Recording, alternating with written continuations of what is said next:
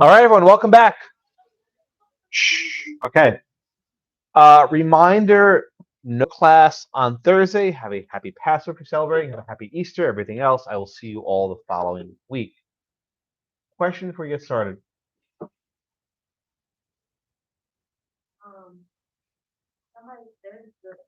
Nope. You can go after class is over. Thank you. Thank you for asking. Yeah, no, not canceling. Nope. Nothing. No, the school's celebrating its 100th anniversary on Thursday, and they schedule these parties when people are supposed to be in class. I don't know why. No one asked anyone on our opinion of this. But the answer is no. You can go after the class is over. It's, there's like a DJ and food and stuff. You can go at 3:30. No, next, the 13th. Got it. Okay.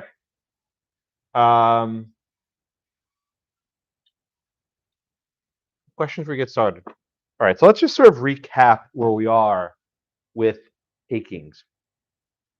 As I like to think of it, when the government regulates land use, there are two categories. I call them buckets. Call them whatever you want, right? Of how the government can regulate land, right? In the first bucket, the government exercises what's called the police power. That is, it regulates how land can be used with regard to the health, safety, welfare, and morals of the people. Examples of police power regulations could include zoning, that is, Village of Euclid, the Ambler, right? It could include the prohibition of baking bricks, that's Check, right?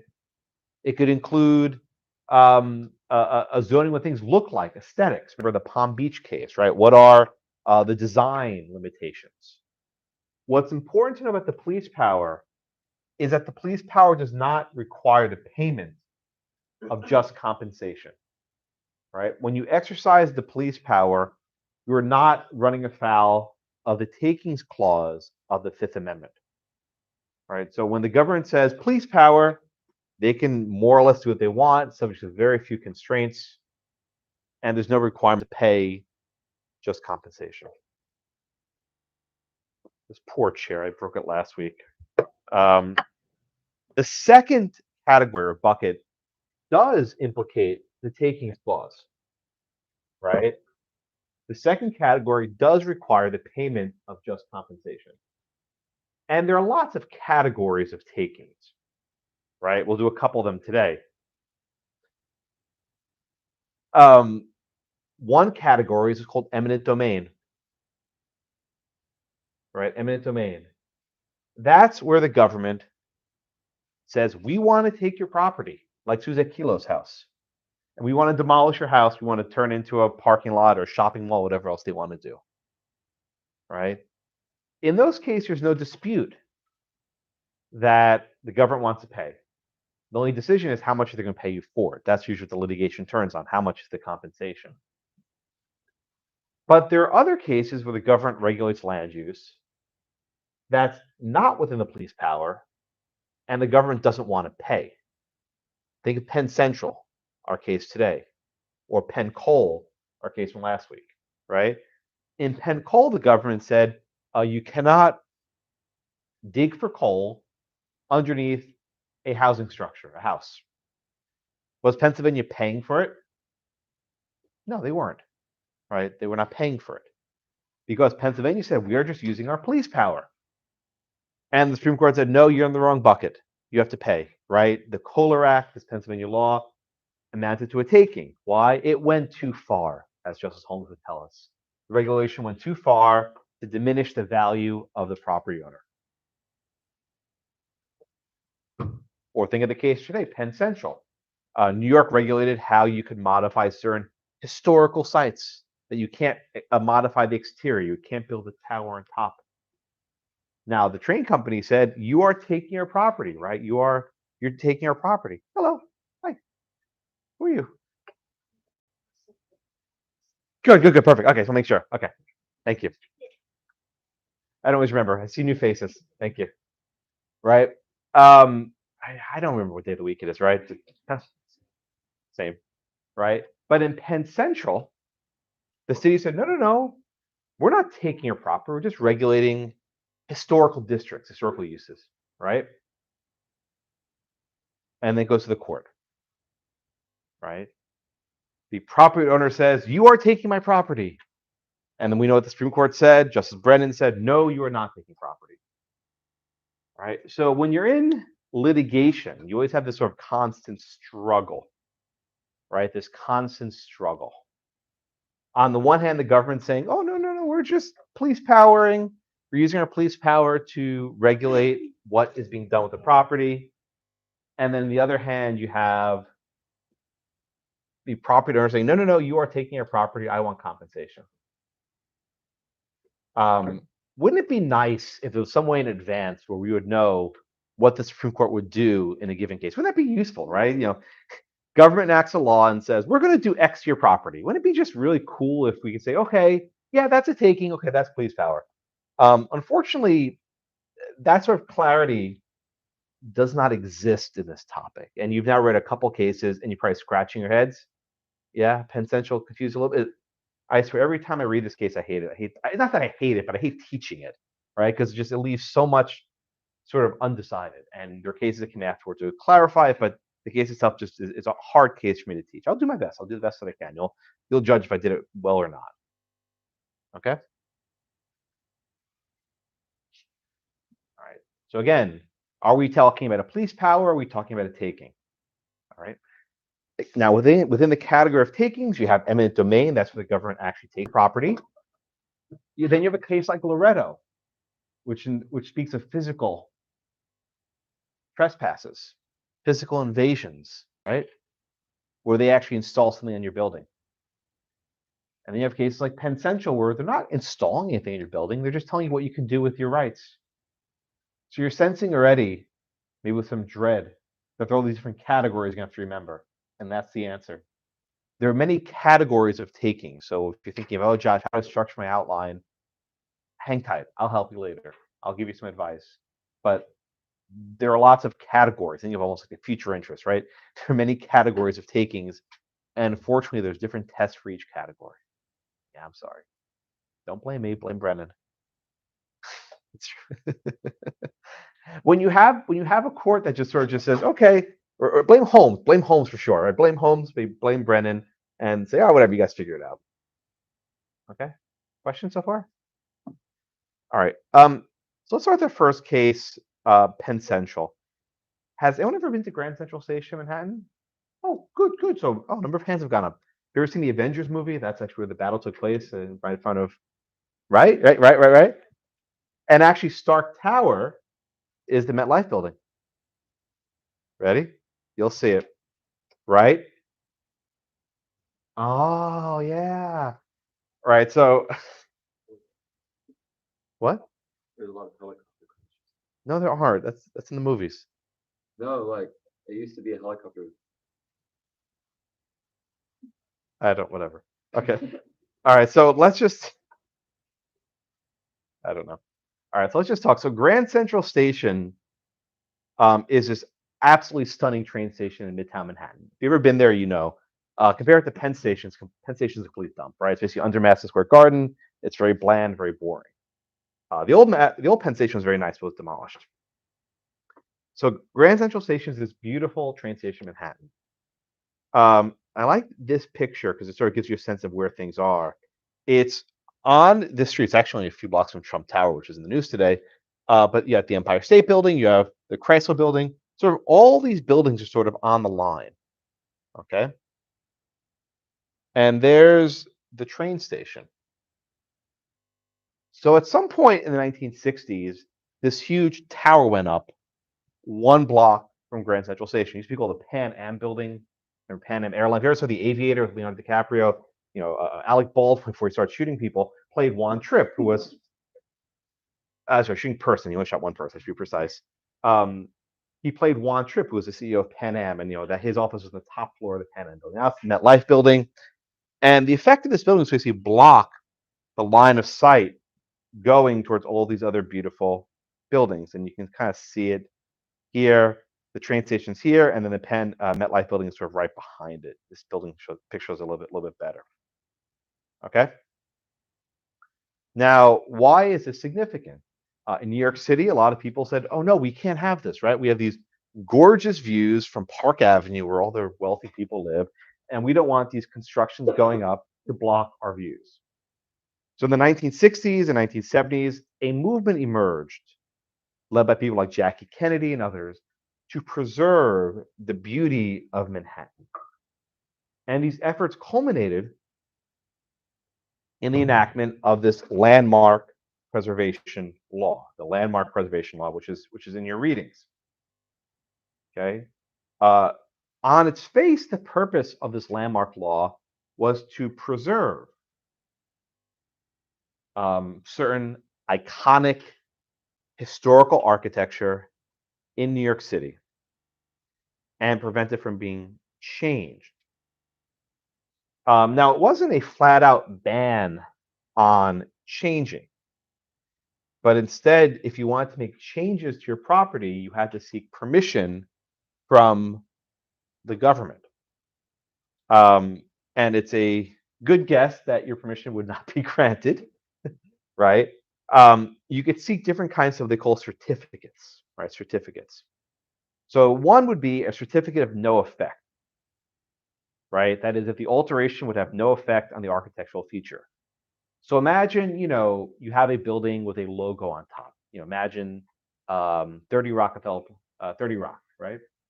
It's been owned over time by GE. Now it's owned by Comcast, and whoever the current owner is has to change the logo on top of the building, right? The architecture stays the same, but they update the logo, right? Verizon changes logo. It used to be called 9X for that Bell Atlantic and New York Telephone, right? Whatever they change your name to, they sort of just change the logo. Those sort of modifications that have no effect can be granted. Okay. There are other types of changes, what's called appropriateness, right? Would be, yes, there are going to be changes, but it wouldn't really affect the use of the landmark. So you might imagine that there's some crumbling facade and the need to replace some of the brick and mortar on the side of the building, right? It's become a hazard. You don't want, pieces of brick falling on people on the sidewalk. So you could probably get a certificate to make various repairs. And there's also a type of certificate is if you're not able to obtain any sort of value from your property. Those are pretty rare. It's unlikely to be granted. But the upshot of the landmark law is whatever you got, it's going to stay that way. And then once you're designated as a landmark, you're sort of frozen in time. Now, some businesses were actually happy to have their businesses designated as a landmark because it's sort of like it's an honor, it's a credential, it might increase the retail value and so on. Other businesses, for example, Penn Central, were not so happy with this decision. Right? Okay, so who's next? Does anyone really remember? Sinclair, thank you. You want me to hear the facts, please, in Penn Central? It's a long case. I didn't give you any of the facts actually. I tried not to. I was trying to give some background. Okay, so I need that there is a landmark preservation law so this was concerning and it was a historical or it was a historical landmark. So under that law, they make the changes. So the developer. What change? Just walk me through Sinclair, please. What changes did Penn Central want to make to the property? Yeah, so there were developers that committed to building. Good. The revenue would bring in revenue. Yeah. What do they want to do? Just walk us through that, please. Not just new designs. They want something very specific. Alexa? Was it an office spaces were kind of? They want to build a tower. They want to build a tower. And there were two designs. Brewer, I can't say that word. Brewer 1 and Brewer 2. So one of the designs would have basically left the exterior of the train station in its present form and basically lopped the tower on top of it that was 50 something stories tall, right? So they left the train station looking exactly the same, and they just wanted to build a tower on top of it. Is that a dino blanket? It's a dino blanket. Yeah. My daughter loves dinosaurs, so it's very good. Okay. The second design would have basically demolished the entire exterior of the building and just basically, again, lopped a tower on top of the structure. Now, Manor, why did Penn Central want to do this? I know the answer is obvious, but I just want to just say clearly for everyone. Why do they want to do this?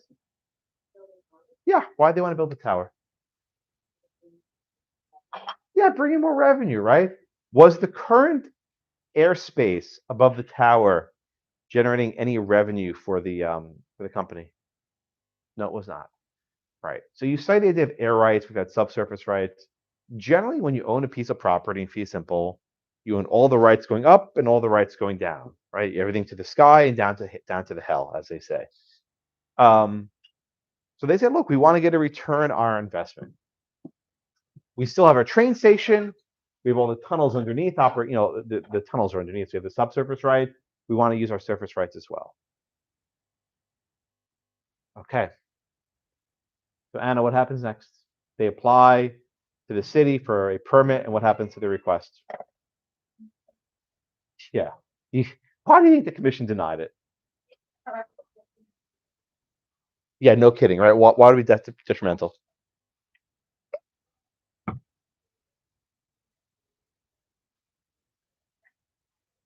Yeah, very good. It would destroy the entire image of this building.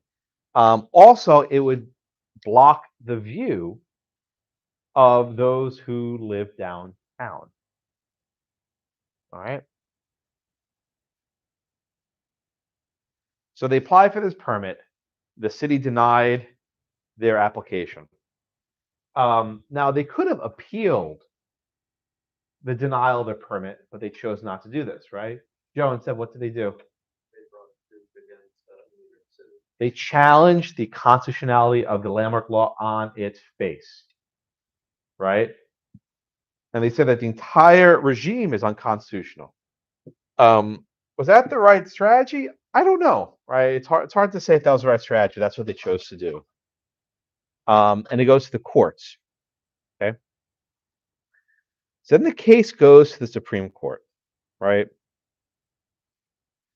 And they bring a takings claim based on the Fifth Amendment. All right, Clayton. So let's just walk through this. Was the city actually seizing, that is, taking the air rights? Did the city say, we're going to take your air rights and give it to Pfizer or someone else? Okay, they were not seizing their air rights.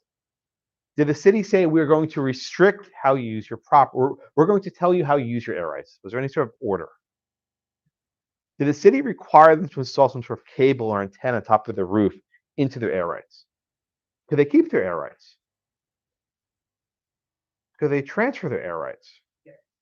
Tell me about that. Well, I'm not too sure if I got it right, but I could. That's okay. It's actually very confusing. Just give me what you got. I'm from a small town, so I don't, That's all right. Transfer rights of the property to somebody else, right? Kind of like an assignment, Yeah. but I don't know all the kinks of it. Yeah, that's fine. I'll walk through it. All right. So in New York, there's something called a TDR. TDR, transfer development rights. This is the sort of thing only New York could make up, right? Where you have these air rights, they take them away from you, they say you can transfer them somewhere else, right? In other words, you might have a building, let's say across the street, that is not allowed to build unless they get air rights from someone else, right? So in other words, in New York City, the presumption is that you can't build up unless you buy air rights from someone who can't use them. I'll say it again. I know that's it's a confusing concept. So in New York, the presumption is that you cannot build up, right? You can't go above a certain level unless you are able to get air rights transferred, these TDR credits, from someone who cannot build. So the future property is not a historical site. They're just not allowed to build because of the zoning. So what ends up happening is if you want to build a very tall tower, you basically have to gobble together air rights from different parties to get enough floors. Randall. They gotta be within a certain range though of the initial cost. The answer, it's changed over the years. So at least when the court decided this case in the 70s, that was correct. But over the last 30, 40 years, the city has modified where TDRs can be used. So I don't want to give you a clear answer, but the answer is mostly that was correct at that time. You read the case accurately. So again, the city didn't actually seize the air rights. They didn't require them to build anything into it. In fact, the city said you can transfer your air rights. You just can't use them here in this particular location. Right? Nate, I think you're next. Nate, are these air rights which can be sold? Are these air rights a form of just compensation?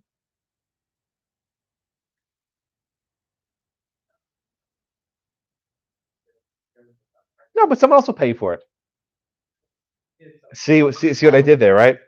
In both Penn Central and Loretto, the government created the opportunity for you to get paid something, right? If you run the cable, you get whatever $1, whatever it is, right?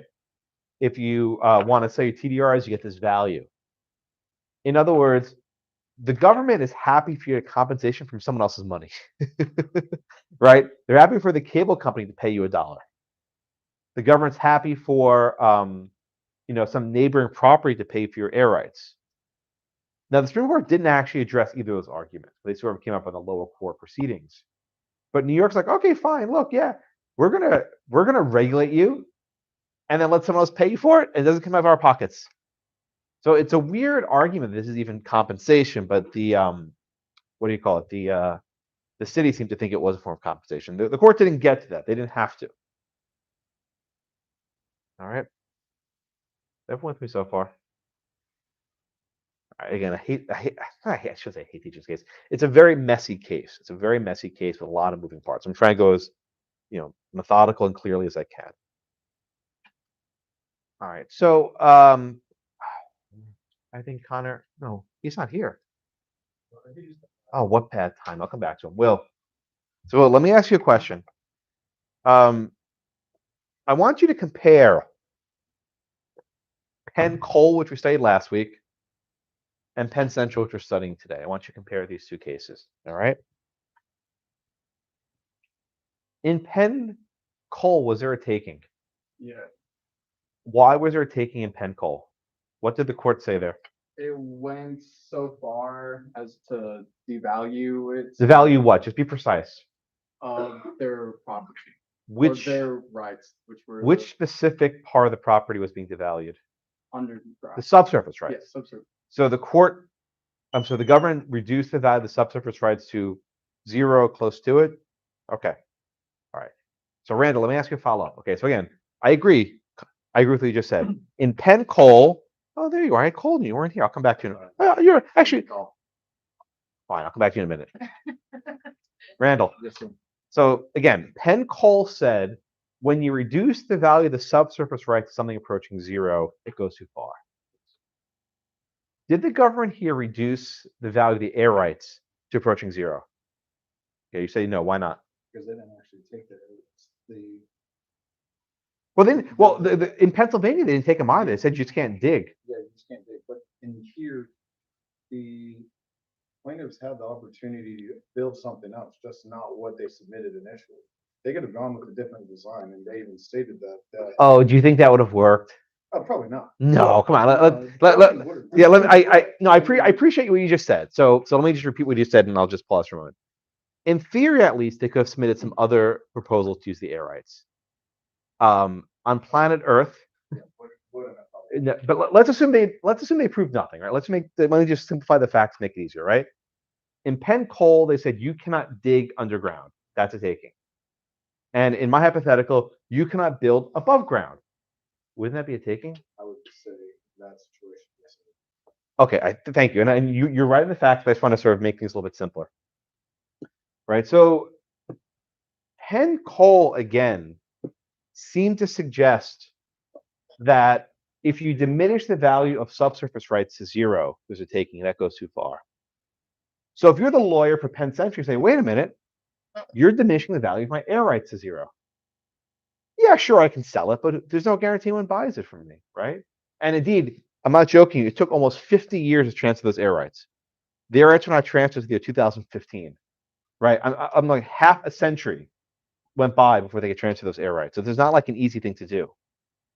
They sold it for like $1 billion eventually, but they didn't know that at the time, right? So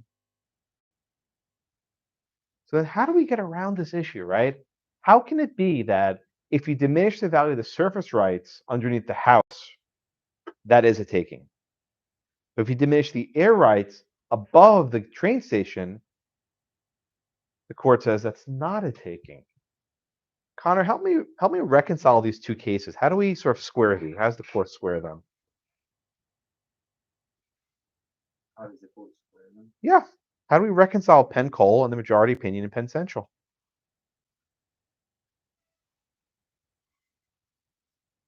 How do we reconcile these two cases?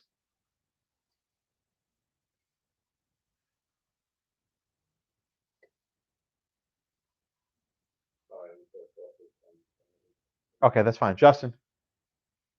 Bring up a distinct investment factor. I'm not there yet. We'll get to that in a minute. I'm saying just in the abstract, how do we reconcile Penn Coal, which if you take all of the subsurface rights under the house, that's a taking. But here, you're taking all the air rights above the property. How's that not a taking? How do we reconcile those two cases? They don't rule Penn Coal. They cite it. Brandon relies on it. I'm sorry? Well, but there's a diminution in value in both cases, right? The subsurface rights are diminished to close to 0 in Penn Coal, and the air rights are diminished close to 0 in Penn Central. It doesn't help to both call Penn. I'm sorry, you'll confuse them, I know. Penn Coal, Penn Central, just generations of lessons. Confuse them, you're not alone. Cole, what do you think? Penn Coal, yeah. Oh no, it's funny because they did apply the descent of Penn Coal. They do the parcel as a whole test. Oh, you're on the right track. Give me more. Yeah, it seems like a modified test there, and then they, I don't know if this is relevant, but they bring up the comparable reciprocal benefits There we go. issue. Okay, now we got it. All right, thank you. All right, so one of the funny things with Penn Coal is Justice Brandeis was in dissent, but he won the day, right? The court cites Holmes and follows Brandeis. Actually, a good thing to do usually. Brandeis is a much better lawyer than Holmes ever was. So let's go back to Penn Coal for a moment, right? If you remember, what did Justice Brandeis say in Penn Coal? Justice Brandeis says, it's a mistake to just think about the value of the property under the house, because they could dig for coal everywhere else on Blackacre, everywhere else in the lot.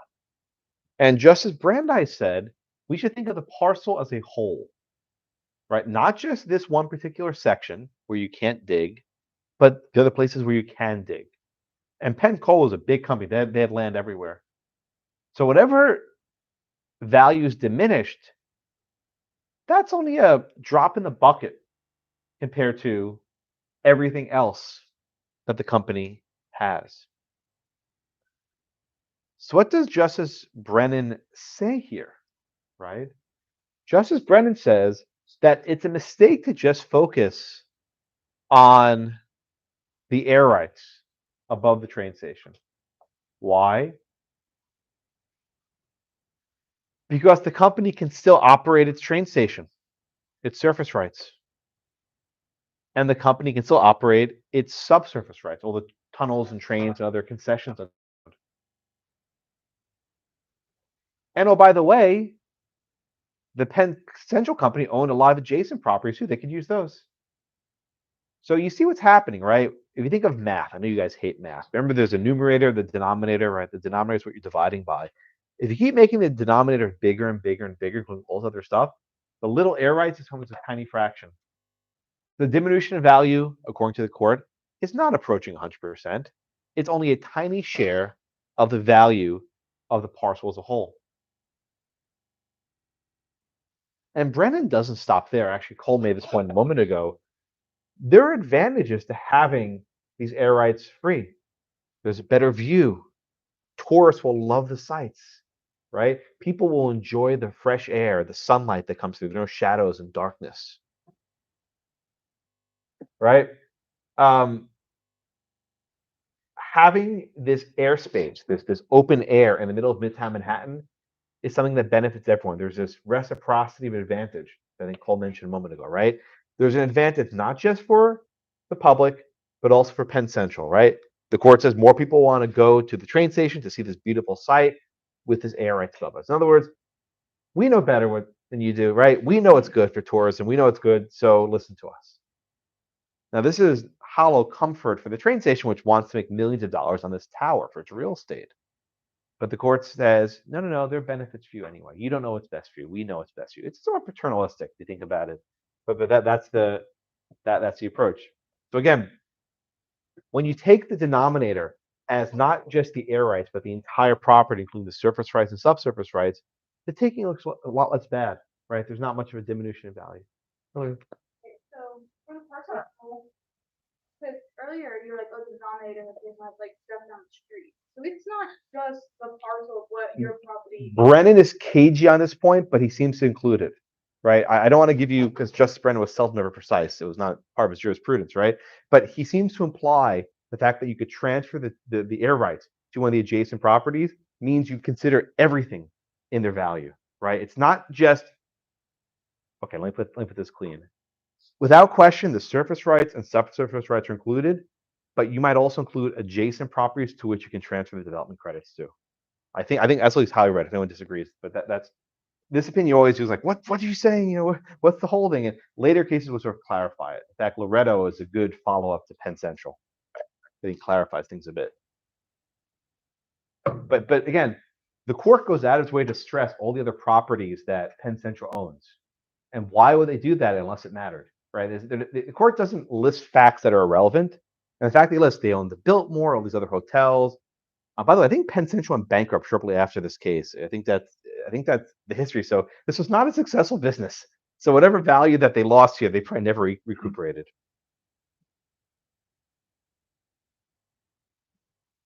Okay, everyone with me? All right. So the diminution in value here is less than 100%. Perhaps in Penn Coal, it was 100% or something close to 100%, but here it's less than 100%. Okay, so now once we agree that the diminution value is not 100%, this case becomes a little bit easier, right? If there's a 100% taking, that goes too far. We can all agree on that. But if it's less than 100%, how do you know if it goes too far, right? And that's where the three-factor test, or I shouldn't call it three-factor, Scott Rebel will kill me. The three elements or the three principles of the Penn Central case really do matter. Oh, Julianne's not here. She can't yell at me. Okay, good. She yelled at me last time. No, she's right. Kind of keep me honest, right? I always keep me honest. All right, so first the court walked through some of the other cases where there was a large diminution of value. Hadachek, if you remember, was restricting the brickyard lot. That diminished the value of the brickyard by nearly 90%. Then again, Hadachek involved a nuisance, and there's no allegation that building a tower here would be a nuisance. And then we have Penn Colby Mahon, right, which was a substantial taking, but here the court said it went too far. So it seems that 90% Hadachek is okay, but something greater than 90% in Penn Cole went too far. If you're looking for a bright line, there isn't one. There's just shadows, penumbras. Okay. Village of Euclid, there was a 75% taking of value, diminution in value, but that was not required to pay compensation. Then there's this weird case called Cosby. Not Bill Cosby, Cosby. C-A-U, I can't say that anymore, right? C-A-U-S-B-Y, Cosby. This is a weird case in 1940 involving a chicken farm where airplanes would fly over a chicken farm and scare the chickens so you couldn't have a chicken business. And the court actually found compensation was required there because it destroyed his property. I'm sure Justice Brennan, if he could, would overrule Cosby, but it wasn't really needed. So sort of just distinguish it away. So Cosby is a sort of outlier in the cases decided by the court. Okay. And then Brennan gets to the test. He says, well, the court has been unable to set any set formula to determine when economic injuries must be compensated. So no test. Rather, we have what he calls ad hoc factual inquiries. Don't you guys love those? Lawson loves ad hoc inquiries, don't you? No, you don't. Right? Ad hoc factual inquiries. And he lists three factors, which again are not the only factors. These are three factors to think about. And I'll go through these in much more depth, I promise. The first factor is the economic impact of the regulation. This is sort of the diminution in value, right? How much has your property's value been diminished by this regulation? Again, what is the economic impact on your property? That's the first factor. Okay. The second factor, and this is the one that students always sort of have difficulty with, and I'm just going to read this one verbatim so I don't screw it up. The extent to which the regulation has interfered with distinct investment-backed expectations. Again, the extent to which the regulation has interfered with distinct investment-backed expectations. Now, this phrase, distinct investment-backed expectations, are sometimes abbreviated as DIBEs, D-I-B-E, DIBEs. I'll use that sometimes if I'm lazy. But just you have to note it stands for distinct investment-backed expectations. Alex.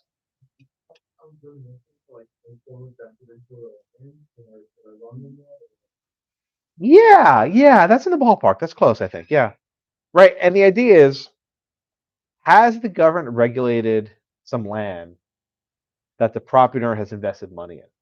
Right? If you've already invested money, maybe called estoppel, detrimental reliance, you've done something, right? And you can rely on that investment. Your investment back, it's not just having expectations what you want to do with the land. The expectations must be backed by money, investments. Now, I always pause at this portion. So, I mean, we're talking about a multi-million-dollar corporation. They hired an architect who drew up these elaborate plans. One would think that hiring an architect and filling all the applications for permitting would be sufficient to have expectations that are backed by investments. But the answer in this case is not. And here comes the Penn Central trap. Unless you actually start digging and building, you have no divvies, right? Unless you're actually building something, you've actually like invested cement in the ground, you have no divvies. But of course, say, wait a minute, Josh, you can't build until you get your permit. Well, that's the trap, right? It's virtually impossible to have distinct investment-backed expectations if you're trying to build something new. Again, if you're trying to build something new and you don't have your permit, you can't actually ever have divvies because you didn't actually build. Doesn't matter if you line up your financing, if your mortgage ready, doesn't matter. So it's a trap, right? You can never satisfy factor number 2. I shouldn't say never. You might be able to satisfy it if you already built something and the government tries to stop you from building it or wants you to tear it down, right? If there's something that's already there, you might have some divvies. But for any new construction, the second element is going to be very, very hard to satisfy.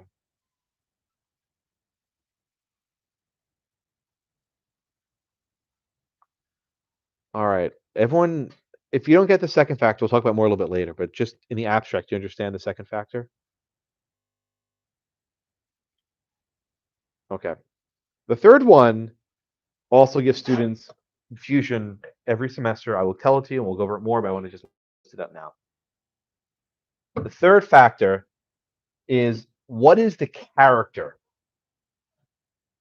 of the governmental action? In other words, what is the government doing? And the court uses this phrase, physical invasion. Physical invasion. That should sound familiar because that comes up in Loretto in our next decision. But what Brennan writes is a taking may more readily be found when the interference is a physical invasion. He doesn't say what a physical invasion is, but here I think it's pretty clear the government's not physically invading the air rights. They're not seizing it. They're not telling them what to do with it. They're simply saying you have to leave it empty. Brennan writes, there will likely not be a taking when what the government's doing is adjusting the benefits and burdens of economic life. Right? It's adjusting the benefits and burdens of economic life to promote the public good. Some people will be benefited by this. Some people will be hurt by it. Too bad. Right? So when the government merely just regulates who's benefiting, who's hurting, right? When this happens, there's probably not going to be a taking. Right? So in your notes, when you get to the third factor, just put a little star and say Loretto. Loretto will explain how the third factor works. The court wouldn't get to it for a couple of years. In fact, Brennan dissented in Loretto, so go figure, right? But Loretto would explain how the third factor operates, right? Just to preview it, Loretto distinguished between two categories: a permanent physical occupation,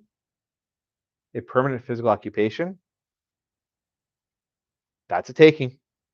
And the second category, a temporary physical invasion.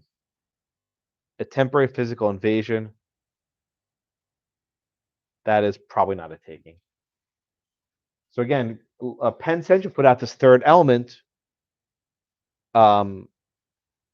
which would not be clarified until a couple years later in Loretto.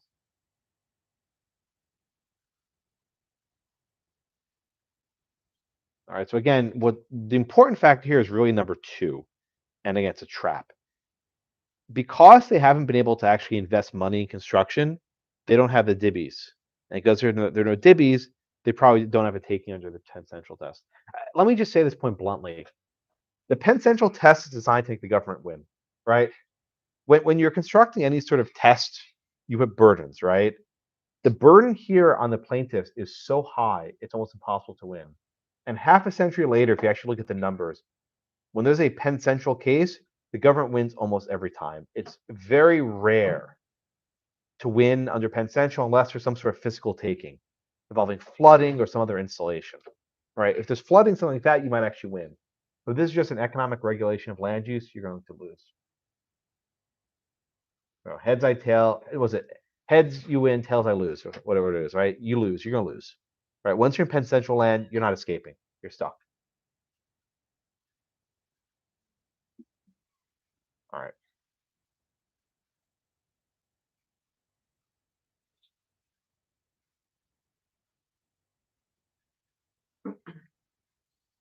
Now, what makes this opinion even more confusing is the court doesn't really walk through the 3 elements. They sort of just list them and talk about other things, right? But I'll try to track the opinion as best as I can. All right. So again, the court said that when we are considering the diminution in value, you look at the parcel as a whole. And here the court follows Justice Brandeis's dissent from Penn Cole. Right. So again, Holmes said if it goes too far, it's a taking. And the court doesn't disagree with that. But to define whether it goes too far, we consider the parcel as a whole, which is the exact opposite of what Holmes did. So the court didn't really follow Holmes, they followed Brandeis. Go figure. Justice Rehnquist in dissent said, we don't use a parcel as a whole, right? Neighboring properties can build as high as they wish, but Penn Central must forever maintain the height of the terminal.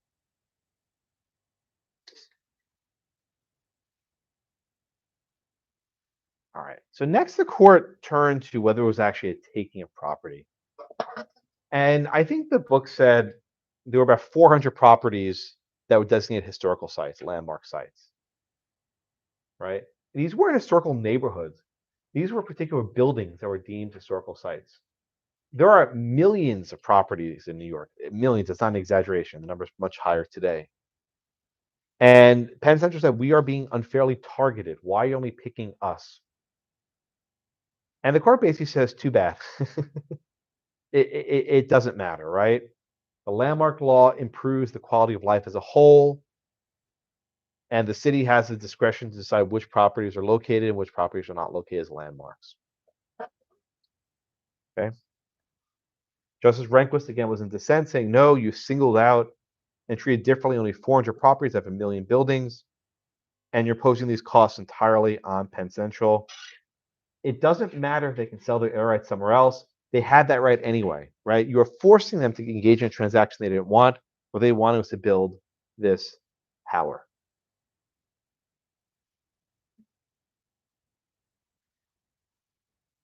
Questions? Yes, Tori.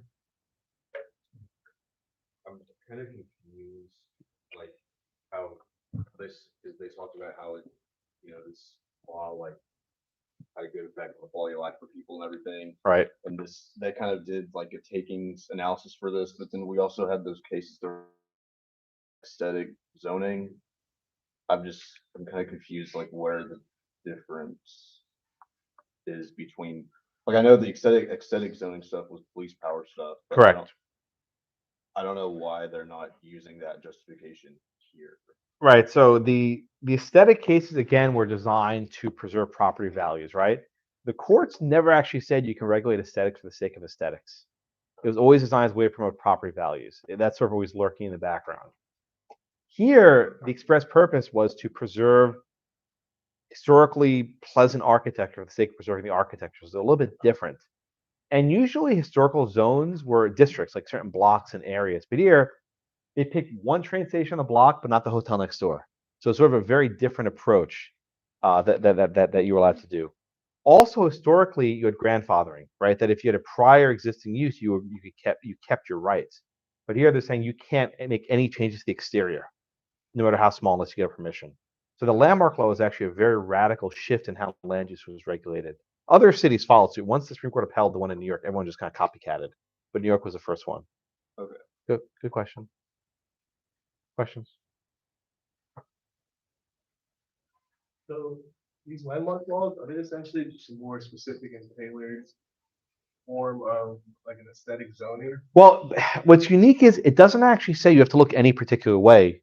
What it says is, however you look, you have to say that way, right? The aesthetics laws that Jordan other mentioned said you need to have approval for certain types of architecture, certain colors, certain shapes, certain pleasant symmetry, or whatever. Here it says whatever architecture you had in the 1800s, that's it. You're frozen in time forever. So it's a little bit different than the aesthetic laws.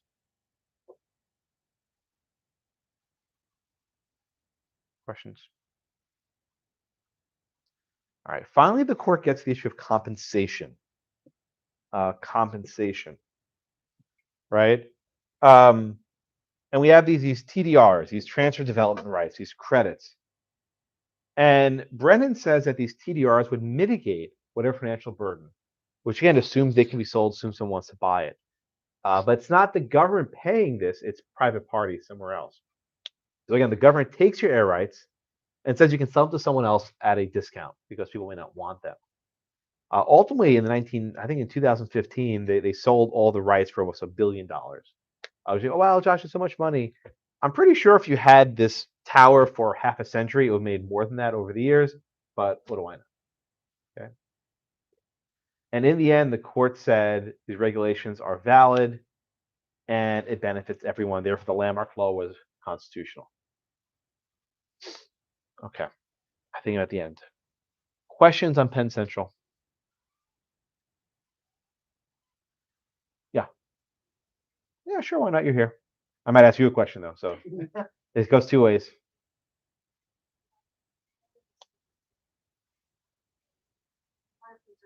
Charm, something that's admirable, understand that they would want to do that. But it's very expensive after 50, 60, 70 years, the plumbing starts to collapse. The electricity is collapsing. Everything's, and you don't bring enough revenue to dig tunnels under the building to look at the toilets need to function, right? If you're gonna run a train station. So my question would be is how can you, if you're not bringing in enough revenue, you're telling me you can't build a 50-story, whatever, you can't bring in extra revenue. Mhm. Is when they designated it, are they gonna also help pay for the Nope. fund? Nope. No, I mean, one of the certificates is if you're not able to return an investment on the property, you can actually get a modification. But I think it's unlikely you'd even get that. You're entirely at the disposal, good choice of words for toilet question, right?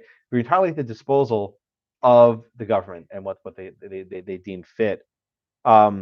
If there are certain repairs you have to make to the exterior, they probably will let you, but they're going to make you do the repairs this way it looks exactly the same. You can't change the aesthetics. All right. Other questions on Penn Central? So again, you have these three factors. The first factor, economic impact. This is basically saying, is it going too far, right? How far does the economic impact go? The second factor, the distinct investment-backed expectations, the DIBs, if you will. This is sort of like a detrimental reliance, as Alex mentioned it. But it's have you actually made any investments? And the fact of the matter is, you're going to lose in this one, right? Because unless you already have something in place, you've not invested enough money. And the third one, which we'll talk about in the next case, Loretto, is how do we characterize the government action? Is there some sort of invasion of your property, or is it some sort of just adjusting the benefits and burdens? Right, those are the three major takeaways, none of which the court actually talks about. Is there just give these three factors and says deal with it later? How the court ruled in the 70s. They love tests, the Lemon test, the Penn Central test, all these tests. They love that was the jurisprudence of the 70s. Have these three-factor tests that are so open-ended. That's how the court rolled back then.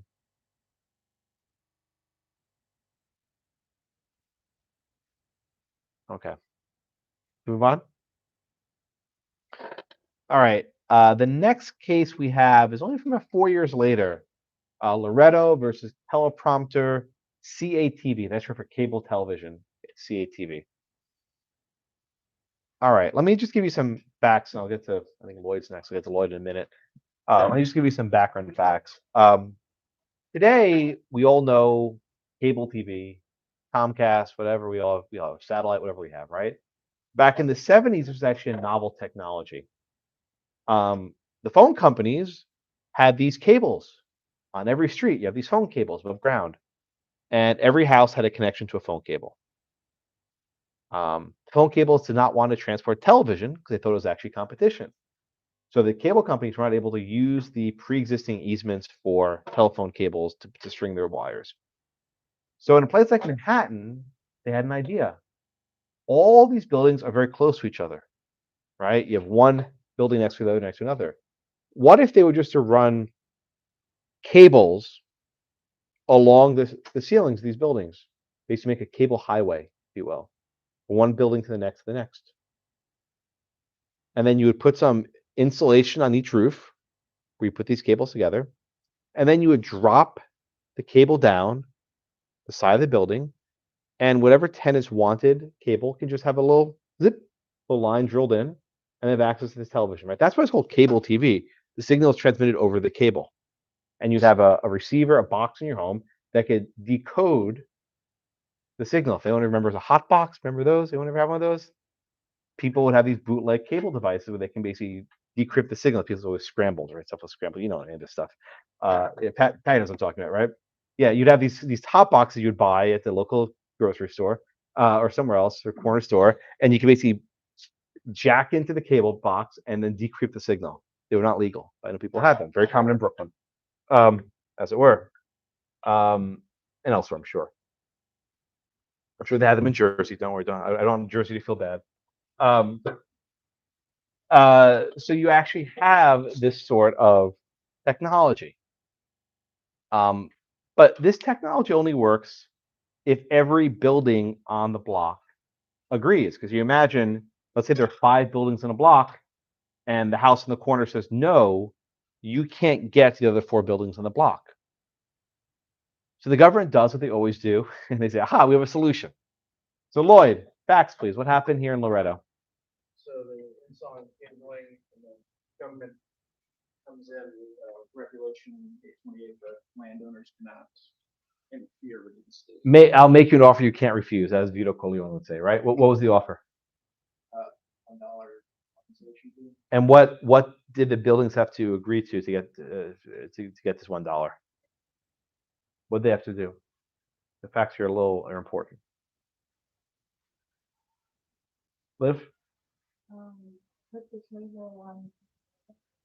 Okay, a couple things, right? Number one, they had to put cables on top of their building and this sort of silver box. And what else did they have to do along the side of their building?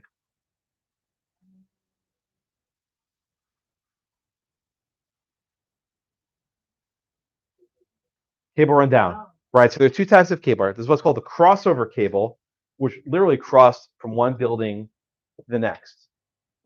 And they had basically also a cable, what they call a non-crossover cable, that went down the side. All right, so just to be clear, the crossover cable stretched across properties, and these are about 30 feet long, about a ½ inch, very thin in diameter. And there was also a box, this sort of silver box that would sit in the roof where all the cables went through. And there was the non-crossover cable that went down. And this was attached with nails and screws along the side of the building to keep everything sort of in place. If you look in your book, there's actually a picture of Loretto's property. You can see the cable going down the side of the building. Now, in this case, the cable was actually installed in Loretto's building before the law went into effect. And Loretto didn't even notice it.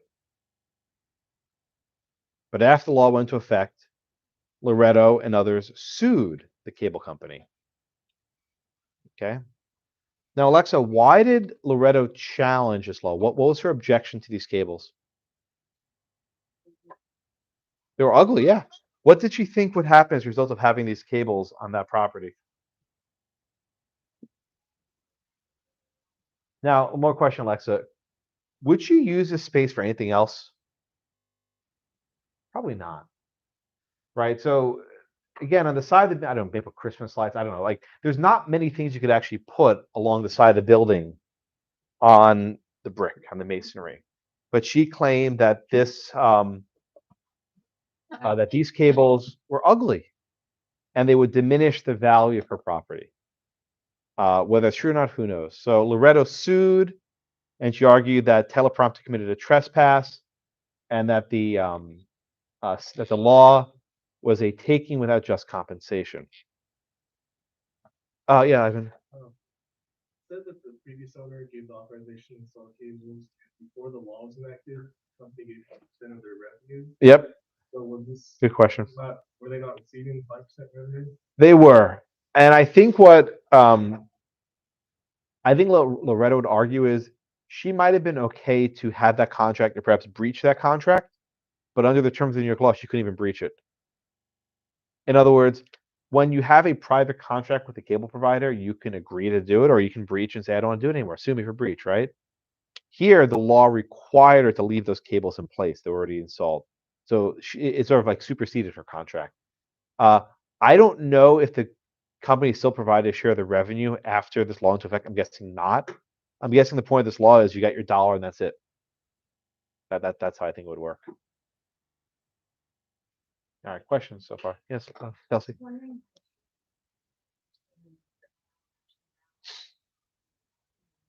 Why she didn't sue the one. for not informing her about this? Oh, under a non-disclosure theory? I don't know. I don't know. I don't know that there was a duty in New York to even disclose installation of cable wires. And this is something that'd be readily visible with an inspection. I mean, it's not like a latent defect. You can look at the building and you can see it right there. So I don't even know that she would have a cause of action against the prior owner.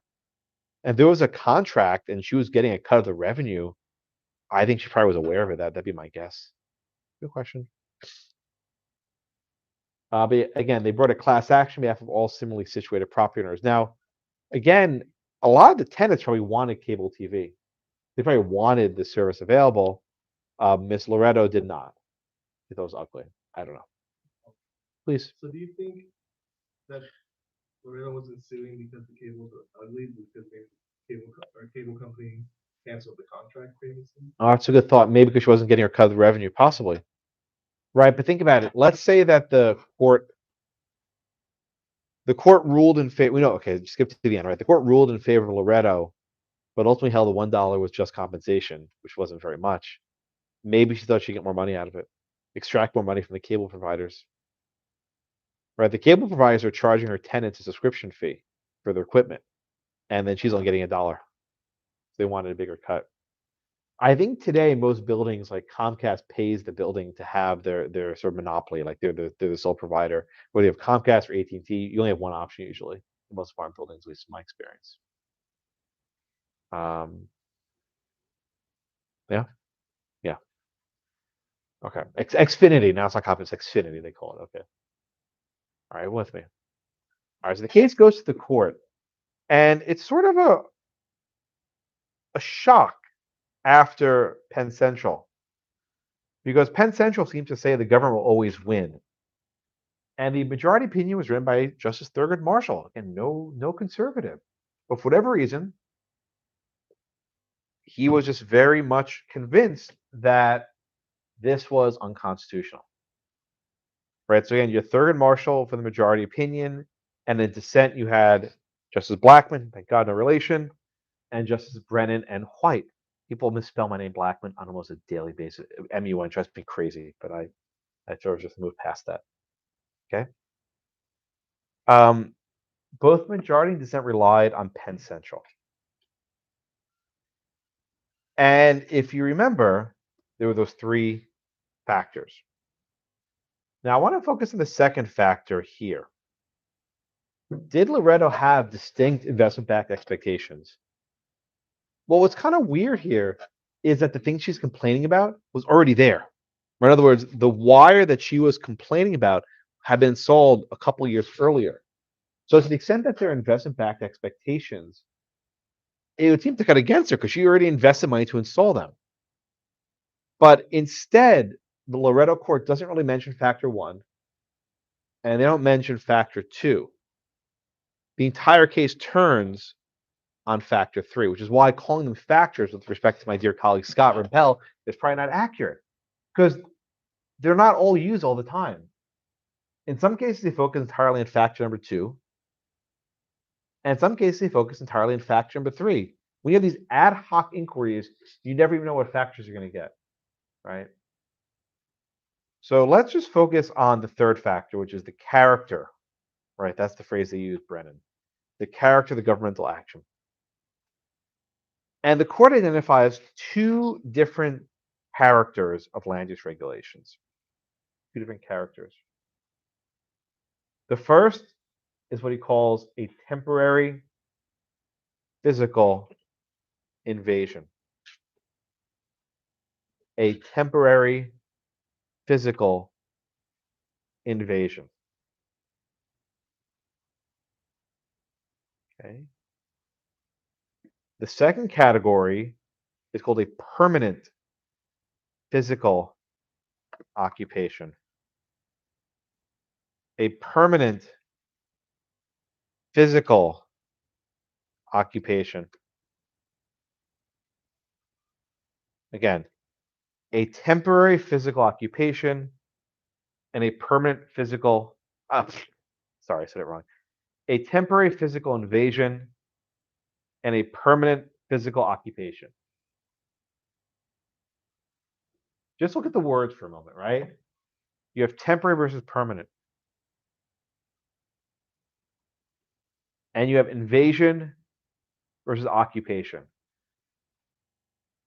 I don't know if you ever thought about it, but in theory, at least, an invasion lasts for some limited period versus an occupation lasts much longer. So again, temporary invasion are kind of synonyms. Permanent occupation are also synonyms, right? In other words, what is the duration? How long does this land use regulation remain in effect for?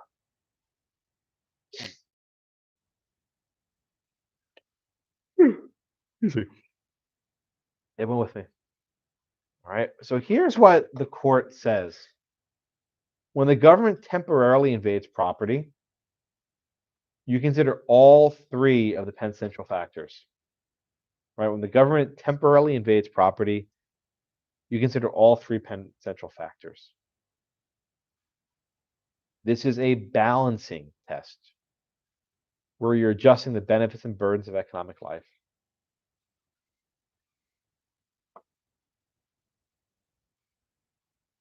All right.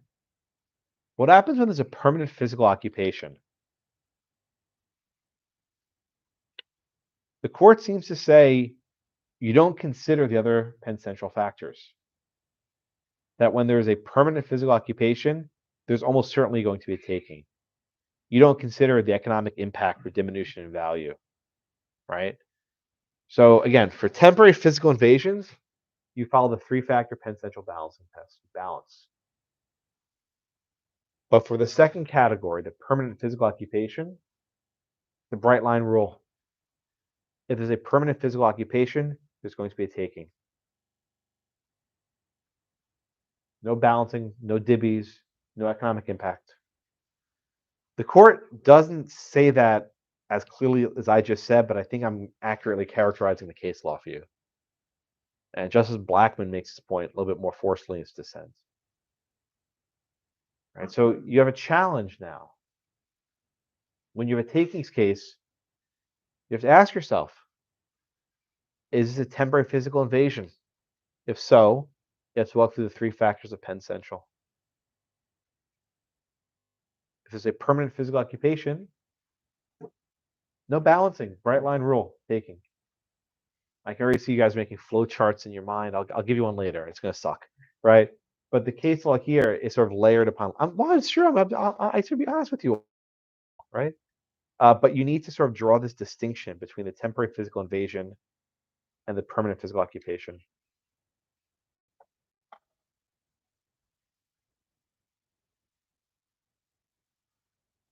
Now, is Loretto consistent with Penn Central? Justice Brennan said very clearly, there are no bright line rules. Everything is ad hoc balancing tests. And in fact, Brennan dissented in Loretto. So in some regard, Loretto is sort of pulling back from Penn Central, saying, well, there's usually going to be balancing, except if there's a permanent physical occupation in case of a bright line rule, bright line taking. So invariably, in all these cases, you have the government arguing, oh, no, this is just temporary invasion. No big deal, right? And the property owner argues, oh, no, this is a permanent physical occupation, taking. And I'll give you an easy example, not easy example, but a contemporary example from Houston, involving flooding. After Hurricane Harvey, many properties had water flooded on them by the government. The government released water onto their homes. If your house was flooded for, let's say, 7 days, is that temporary or is it permanent? Right? Does permanent mean till the end of time? If that's the case, then nothing's permanent, right? Everything ends eventually. Even installing a wire in the side of a building, that's not forever. Things can change. People have satellite TV, they have, high-speed fiber optic, there are different things you can use. But there's litigation now about whether flooding someone for a week is temporary physical. Temporary only a few moments. For a week, you can't use your house. Is that enough? No, I don't want to get into the flooding cases, but those are around. Justice Blackmun in dissent said this is a mistake. We should not construct a rigid per se taking rule, that is a bright line rule. He would say we need to balance the harm to the property owner with the benefit to society. That's what Justice Blackmun would do.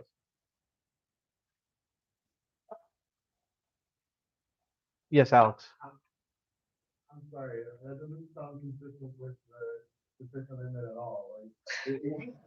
Does, by the way, did Justice Brennan actually quote the Fifth Amendment at any point in his decision? Did he even mention it? The answer is no, right? He doesn't. The text wasn't very important in the 70s. Serious didn't matter back then. Yeah, I mean, that's a good point.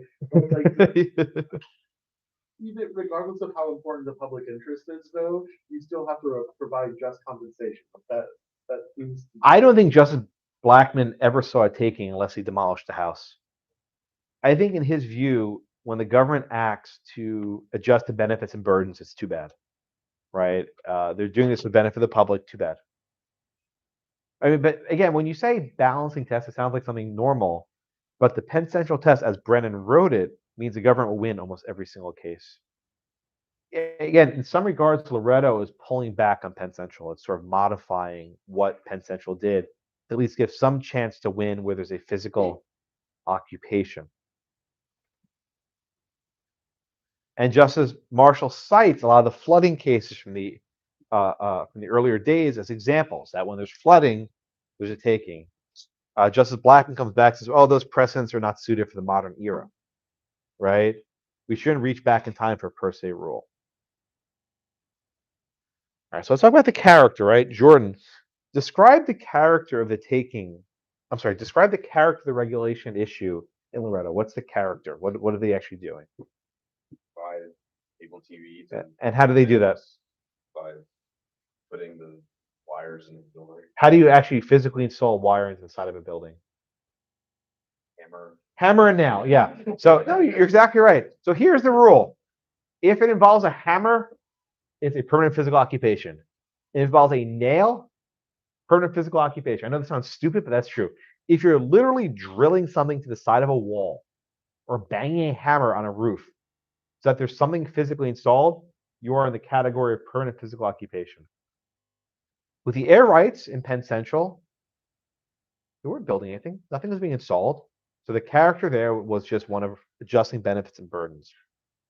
But here the majority says when you're physically installing something inside of a wall, that character is a permanent physical occupation, right?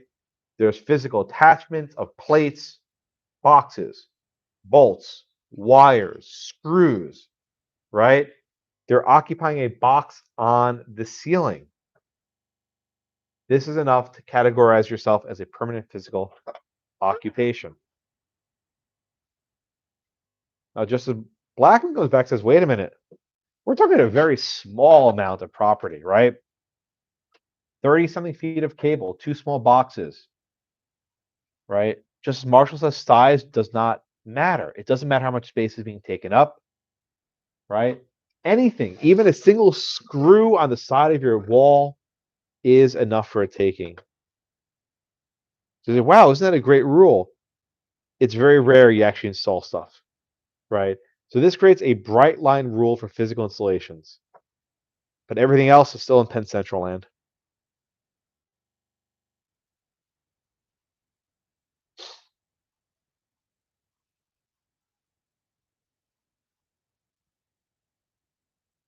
Questions so far? Justice Marshall also explains that this law destroys the so-called bundle of rights. The bundle. Remember the bundle of six? Remember that one, right? Chris said the bundle of six, I think. Yeah. Okay. Good. Right. It violates the right to occupy the space because you cannot use the space where those cables are installed.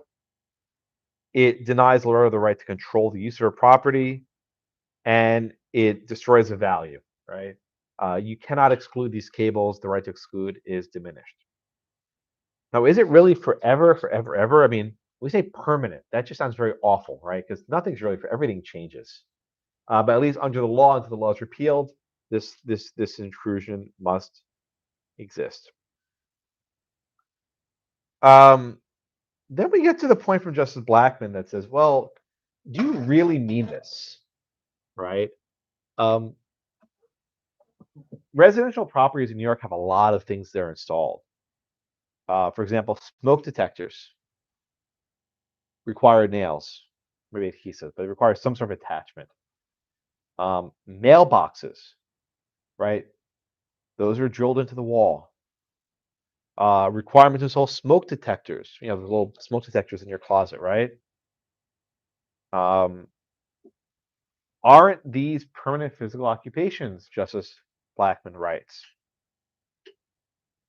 Marshall doesn't have a good response to this one. So I'm like, well, that's different, right? That's for health and safety. And TV is just sort of, recreational. Okay, maybe that's a difference, maybe it's not. But what Blackmun says is if we actually use this test,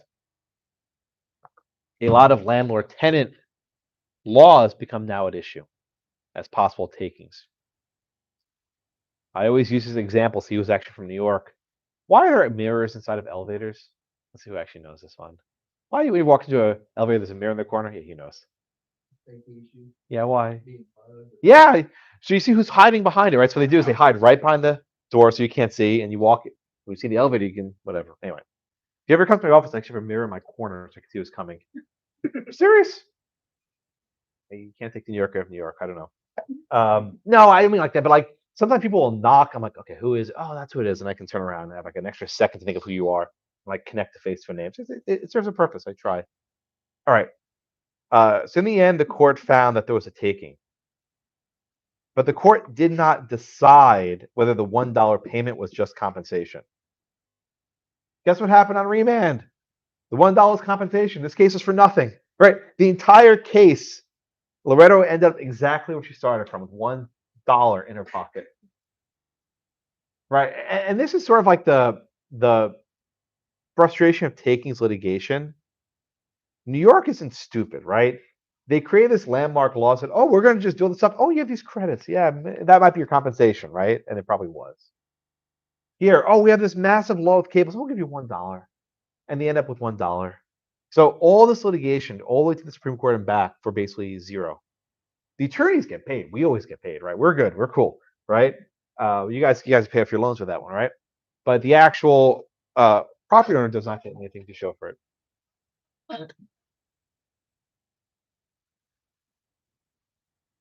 All right. So everyone get the holding in Loretto, right? There's a permanent physical occupation. Excuse me. If there's a permanent physical occupation under Loretto, there's a taking. But if it's not, it goes to the Penn Central balancing test. All right, Alex?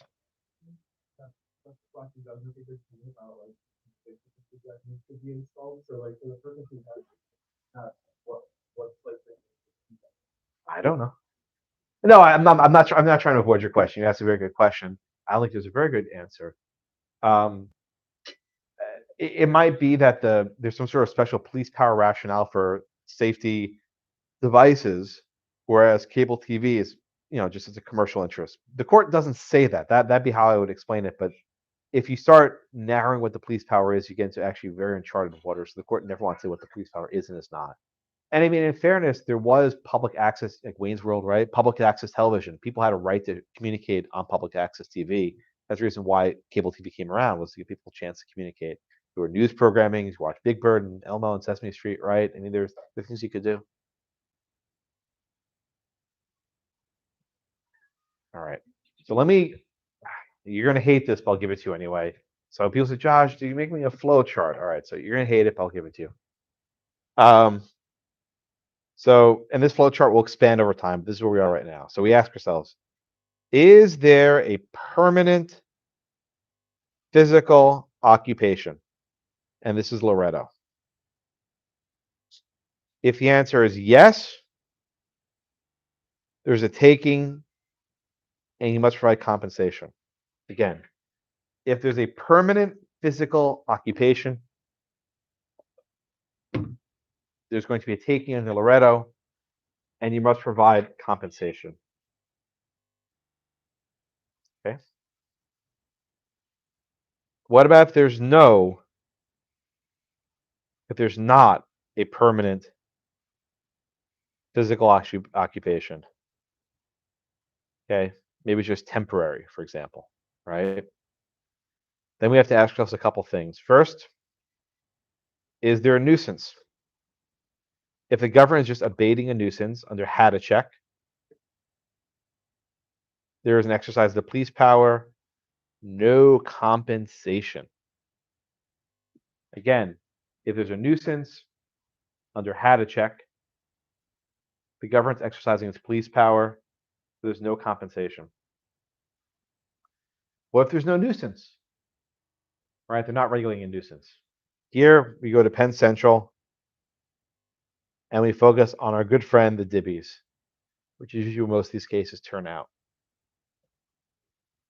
Right? Again, so you can't really think of the three factors of Penn Central in the abstract. I usually approach it in this way. I start actually with the Loretto and I work backwards. Right? Because if there's a permanent physical occupation, you do not consider the three factors of Penn Central. Right? This is really the third Penn Central factor, but it's dispositive. But if there's not a permanent physical occupation, that is temporary, we check, is there a nuisance under how to check? No compensation required. And if there's no nuisance, you go to Penn Central and consider your distinct investment-backed expectations. And guess what? Government's probably going to win. It's unlikely any compensation is provided.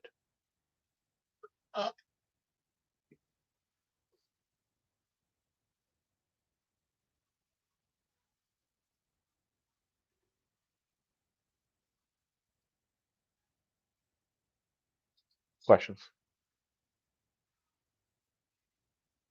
This chart will get more complicated next week, I promise. We'll do two cases next class. Lucas versus South Carolina Coastal Commission and Tahoe Sierra Preservation Council versus Tahoe Regional Planning Authority. These are the two cases where Justice Scalia goes one way and Justice Stevens goes the other, and it makes it hard to reconcile.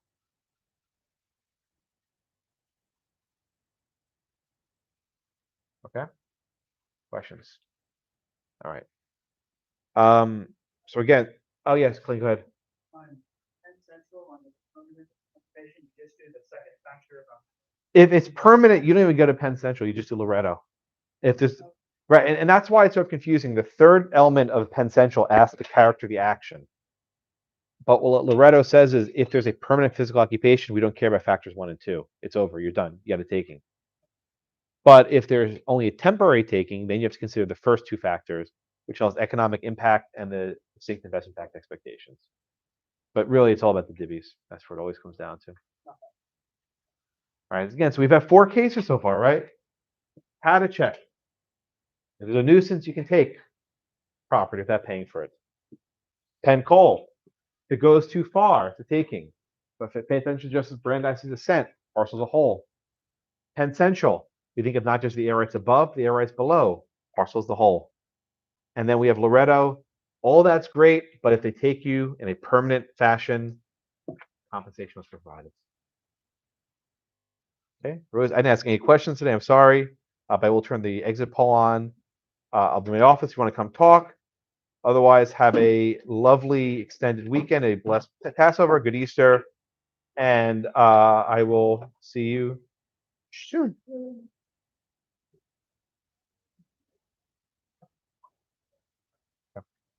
Please put in the exit poll before you leave. Thank you. Oh, no, that's not what I want to do. Sorry about that. I'm sorry. Try it now.